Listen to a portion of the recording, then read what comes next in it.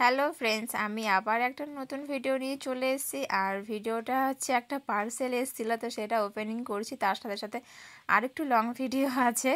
তো চলো, সবার প্রথমে আমি এখানে পার্সেলটা ওপেন করছি। আর পার্সেলের মধ্যে কি আছে, আমার হচ্ছে বিয়েবাড়ি আছে, তো সেটার জন্য আমি গায়ে হলুদের কিছু মালাগুলো অর্ডার করেছিলাম।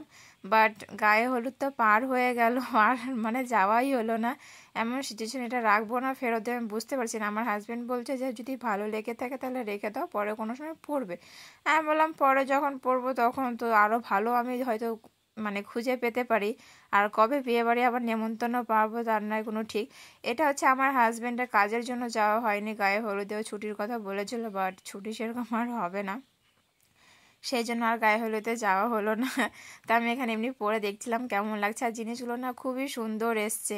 মালা আছে, কানের আছে, টিকলি আছে, হাতে হচ্ছে জানি না নাম কি, বাট আমি দেখিয়ে দিচ্ছি তোমাদেরকে, এত সুন্দর এসছে। আর এটা আমি শুধু মানে এত কম দামে নিয়েছি না, বলার কথা না।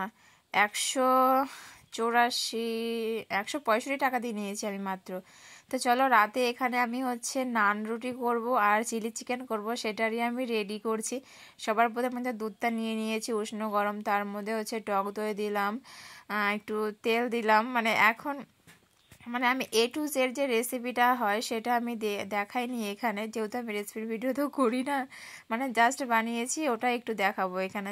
তো এখানে আমি সব কিছু দিলাম, ময়দা, একটু আটা, একটু বেকিং পাউডার বা বেকিং সোডা দিয়ে মাখিয়ে নিয়েছিলাম। মেখে এখানে চিনির গুঁড়ো দিয়েছি, লবণও দিয়েছি। একটু তেলটা হচ্ছে সাদা তেল ব্যবহার করাবার ছিল না, তাই আমি সরষের তেল দিয়ে দিয়েছি।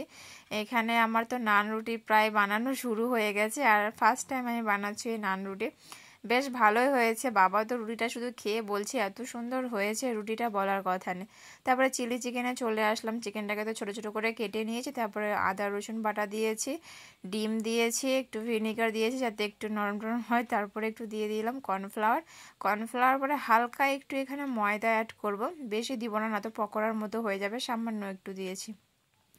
তারপরে এখানে হচ্ছে লঙ্কার গুঁড়ো দিয়েছি কালারটা আসার জন্য। তো সবগুলো এখানে ভালো করে চামচ দিয়ে প্রথমে মিক্সড করছিলাম, হচ্ছিল না ভালো করে। তারপরে তো হাতটাই লাগিয়ে দিলাম, একবার হাত দিয়ে ভালো করে মেখে নিয়েছি। তারপর এটা যে সসটা সেটা তৈরি করব। আর এখানে চিকেন আমি ভাজার জন্য দিয়ে দিয়েছি।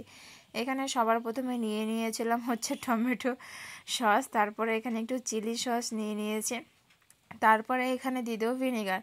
আর ভিনেগারটা হয়তো আমার একটু বেশি দিয়ে দিয়েছি কি, বাট জানি না, আমি ডার্ক কালারটা এনতে চেয়েছিলাম তো তাই একটু বেশি দিয়ে দিয়েছি। তারপরে এখানে একটুখানি জল অ্যাড করলাম, জল অ্যাড করে হচ্ছে ভালো করে গুলিয়ে দিয়েছি। তারপরে যখন রান্না সব কমপ্লিট করলাম, বাবাকে খেতে দিই, জাস্ট ওয়াও বলছে। আর চিলি চিকেনের কালারটা একবার রেস্টুরেন্টের মতো না হলো, টেস্টি হয়েছে খেতে, ফার্স্ট টাইম হিসাবে অনেকটাই ভালো হয়েছে। বাট চিলি চিকেনে না গরম মশলাটা একটু বেশি হয়ে গেছিলো, তাই একটু কীরকম যেন লাগছে। ফার্স্ট টাইম হিসাবে কেউ আমাকে কিছু বলেনি, সবাই বললো ভালো হয়েছে। তারপর বাবা খাওয়া দাওয়া করে রাতে হচ্ছে মাছ মারতে গেছিলো, তো মাছ নিয়ে এসে পুকুর থেকে কাটে দিয়ে পরিষ্কার করে দিলাম, আমি শুধু ভেজে দিলাম। তো আজকের মতো ভিডিওটা এইটুকু।